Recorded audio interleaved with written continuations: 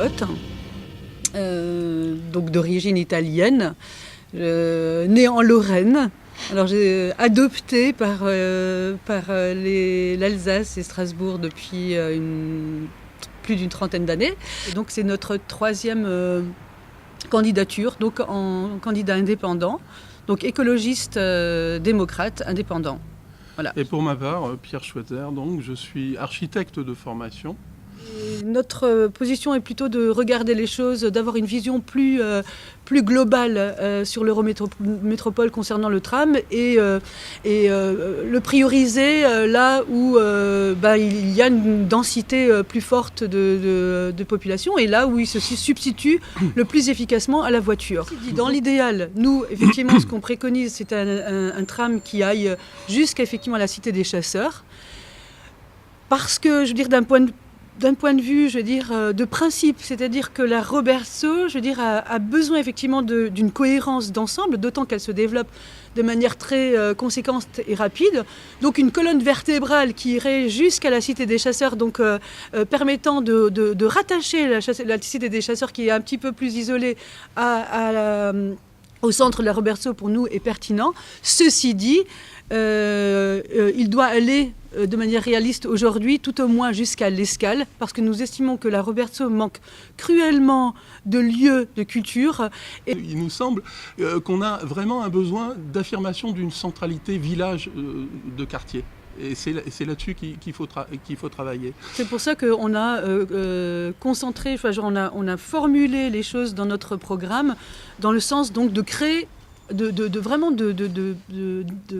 d'identifier géographiquement le cœur de la Robertso, qui est d'ailleurs historiquement identifié, à savoir devant la Poste, mais ici même derrière. Donc on préconise déjà, un traitement de sol, dont un traitement de sol, mais aussi, tout un mobilier urbain qui permettrait effectivement d'identifier une place, une vraie place. Donc, il n'est pas très judicieux de voir des voitures en stationnement sans contrainte de rotation dans des endroits aussi contraints. Donc il faudrait aussi travailler sur l'idée de pouvoir installer des parkings peut-être un peu à l'écart pour libérer l'espace public pour les vélos, pour les piétons, plus que ce n'est le cas actuellement. Il y a de vrais conflits sur les trottoirs, les cyclistes demandent des pistes cyclables. Il nous semble quand même assez paradoxal d'installer un projet de géothermie dont on sait qu'il peut avoir des conséquences sur la sismicité du territoire, sur un site Seveso qui a dans son cahier des charges la réduction permanente des risques. Il y a là un problème et c'est pour ça que, sans être opposé au principe de la géothermie, il nous semble tout à fait malvenu d'installer ce site. C'est complètement en contresens. C'est en contresens du cahier des charges d'un site Seveso. Notre position, c'est de proposer une alternative au GCO qui soit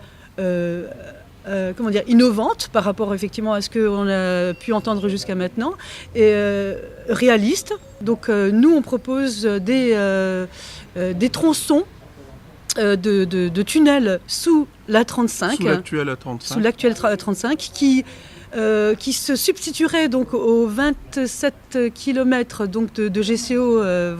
L'idée est très simple et assez classique. Elle consiste à organiser trimestriellement des Stammtisch sur les dossiers en cours au Conseil général avec la population à l'échelle du canton.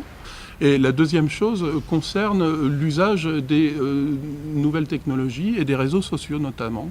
Nous sommes des assidus, puisque nous sommes des Facebookers et Twittos actifs depuis quand même quelques années. Il nous semble que les réseaux sociaux, dans la démocratie locale de proximité, a tout son rôle à jouer pour informer la population sur les dossiers du moment.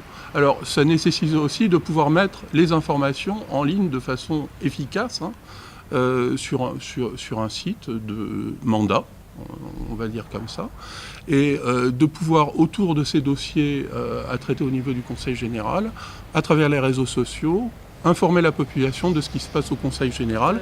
L'échelon départementale est essentielle. Pourquoi ? Parce que c'est la collectivité qui est la plus proche des habitants et localement. Donc, d'autant qu'effectivement, elle a des prérogatives dans le domaine social qui sont importants. Donc pour nous, effectivement, c'est un échelon a priori qui ne devrait pas et qui ne devra pas être supprimé ou affaibli. La clé de cette affaire, c'est qu'effectivement, il faut une masse critique pour des régions fortes, capables d'organiser efficacement leur transport, leurs lignes de chemin de fer, etc., mener une action économique, mais qu'il faut que les élus aient un ancrage territorial fort sur là où ils sont. Et il me semble qu'on ne pourra avancer sur cette fusion région-département, qui à mon sens est plutôt souhaitable, que si les élus, chacun, gardent un ancrage territorial fort sur des cantons. Nos propositions, par exemple, sont de permettre aux bénéficiaires du RSA d'avoir une formule de formation en alternance qui permettrait en même temps de leur remettre le pied à l'étrier, parce qu'en général, ceux qui sont au RSA, ce sont des chômeurs longue durée, donc de leur remettre le pied à l'étrier au niveau d'une formation qui leur correspondrait, mais en même temps d'avoir un pied dans l'entreprise. Comme c'est le cas pour les jeunes apprentis à partir de 16 ans. Sinon, en termes d'économie, nous sommes des défenseurs donc, depuis très longtemps d'un modèle économique qui s'appelle la SCIC, donc la Société coopérative d'intérêt collectif, qui permettrait de créer déjà la Robertson, nous avons identifié plusieurs potentialités de développer des coopératives, ne serait-ce qu'une coopérative alimentation, par exemple, donc à la Cité de Lille, qui manque cruellement donc de supérettes. Donc de développer effectivement et de créer des emplois. Donc l'idée est de favoriser la cohabitation et de régler la question en même temps du logement étudiant et la question de l'isolement des personnes âgées.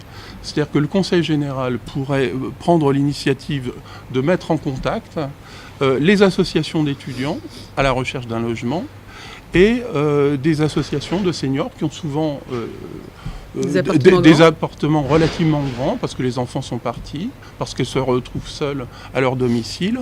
Et il nous semble que le Conseil général pourrait avoir un rôle de mise en contact et de suivi de ces dispositifs pour que les étudiants puissent plus facilement trouver un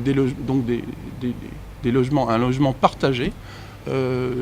Chez des seniors notamment. On est par principe pour la séparation des pouvoirs, c'est-à-dire limiter le cumul des mandats autant que possible.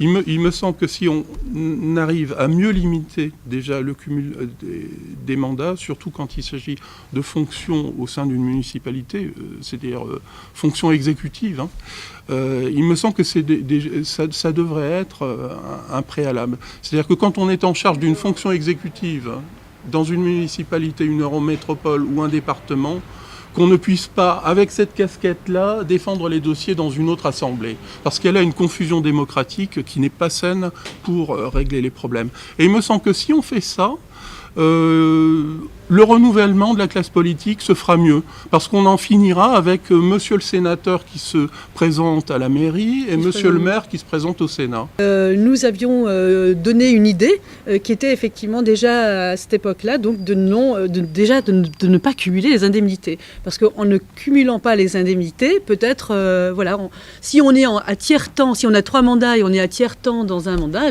on a un tiers des indemnités. Ça pourrait aussi décourager. Notre ambition, c'est effectivement, d'être élu et de pouvoir mettre à bien notre programme, de prendre des positions, comme on l'écrit dans nos petits courriers, des propositions courageuses. On a besoin de l'assentiment des électeurs pour qu'ils nous envoient dans cette assemblée. Donc nous, non, notre ambition, c'est effectivement d'être élu.